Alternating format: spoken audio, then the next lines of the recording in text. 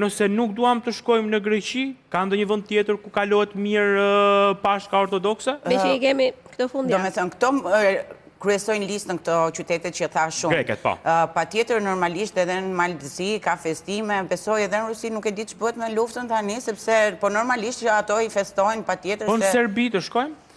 Në Serbi ne shkojmë, po jo për Pashkët, me thënë drejtën, paktën grupet shqiptare. Shkojnë gjatë qitë viti, sepse kanë kuriozitet, ka grupe studentore, shkojnë vizitojnë muzeun e Nikola Teslës, do me thënë për studentët, është shumë e mirë, sepse po gjatë kësaj periude nuk është se ka shumë kërkesa. Pra fokusi i Pashkëve ortodokse është Greqia, edhe Korça.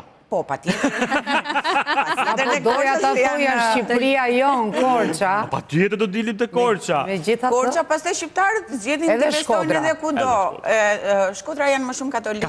Ka, edhe pjesën ortodokse. Pa Korça është të qendra. Po, me thënë drejtën, po Gradec, Korça, ajo zona aty që janë më shumë ortodoks.